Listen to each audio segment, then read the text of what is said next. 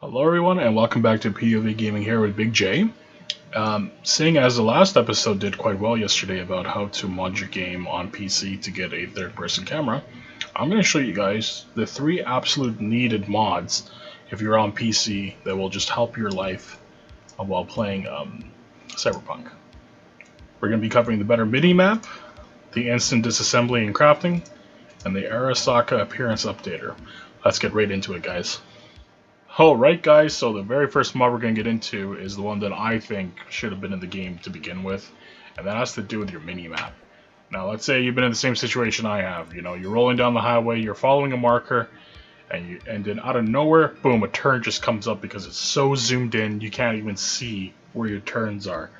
This allows you to change that by going under your mini-map. You can change different things about it, like you can make it a little bigger if you need to, you can make it transparent so you can kind of see through it. If you don't want a border around it, you can do it like that. You can go with the high zoom, an ultra zoom, or a low zoom. I'm gonna go with the high. Okay, yes. Okay, I found it cool. It's on my Steam apps, common, Cyberpunk 2077. So I'm just gonna select that. Select folder. Working on that. And boom, it's gonna be in there. At the end of this video, I'm gonna show you guys the mod showcase. So this is our very first one completed and done. And hopefully me showing you how to do this will help you guys out. Alright guys, so mod number 2 we're going to be focusing on is the instant disassembly and crafting. If you're like me, who has a character that has a lot into crafting spec, you'll find yourself at the screen quite often going ahead and disassembling and assembling items. And you'll find yourself going, man, that little bar is really taking a long time. This removes that requirement. Now I'm going to show you guys exactly how to do this because this one was a little bit interesting. But after you've gone ahead and extracted it, I'll say input context XML, right? You're gonna find your root folder for Cyberpunk. You want to go under R6, go over to your, I believe it's the config, and you're going to see right there the input contexts. Now something that I would suggest is 100% copying this folder, finding a spot onto your finding a spot where you can keep a backup of it, and then going ahead and slopping in this bad boy here.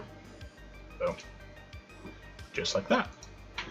And once again, I'll show you guys how that works as soon as we go back into the actual gameplay footage. Last but certainly not least of our mods is going to be the RSRAKA database updater tool. With this simple tool, it's just an exe that runs outside of Cyberpunk. You can go ahead and load up your most recent file, and this tool allows you to go ahead and change aspects of V that you were no longer able to do outside of the character creation tool in the beginning of the game. So the cool thing is you can pretty much customize whatever you wish. But yeah, it's a pretty useful tool, and it's something that should have been in the game, or at least parts of it should have been in the game in the first place. Like, come on, why isn't there no barbershop? Why is there no tattoo parlor? Like, why is there no like cybernetic like skin graft place? You know what I mean? Like, it's kind of strange that they didn't have those shops in the game with the game being structured the way it was. So to me, this is one of the most useful mods that have come out recently, because it is pretty cool that you can go ahead and pretty much trick out your character again, kind of do the things you didn't do in the first place. Oh yeah, that's definitely gonna get censored. But yeah, I know for a lot of us this is going to be a very useful tool, so I hope you guys find use out of it. And now we're going to hop into the game, and I'll show you how each of these things now work while you're playing. It's pretty cool. Oh my god, you know what, I can't even explain to you guys how nice it is. So right now, if you're looking up at the upper right hand corner there, you can see how my map is now nice and zoomed out. I can see pretty dang far ahead of where I need to go.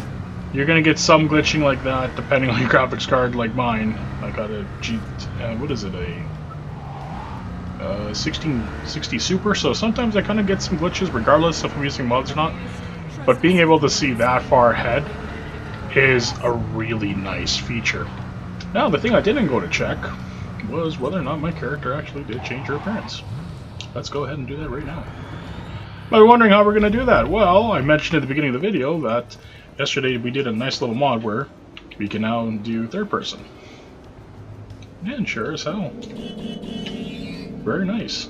It did indeed change her up a little bit. Very sweet. I guess the last thing we absolutely have to check is to see whether or not the mod worked for our disassembly. So let's go assembly and disassembly, I should say. Let's see, I have one here for Ying Long. Hold the craft? Oh, it is instant. Oh, yeah. I like that. I like that a lot. Wait a minute. If I go to my backpack and I go ahead and find those Ying Longs, where did I disassemble those? Oh, lovely. Yeah. Those are things that are just nice to have in the game. So hopefully my explanation of what to do was easy enough to follow. If you guys are doing your mods and you're finding them not to work, or you're having difficulties getting them to work, please just comment below. I'm very used to doing modding in games, so I can definitely help you guys out as best as I can. If you're new to the channel, please go ahead and hit subscribe. Maybe like the video. It helps us out a big time. We're a small channel here, so we got a 1,000 sub goal. That'd be nice to hit pretty soon. But until next time, guys, peace out and take care.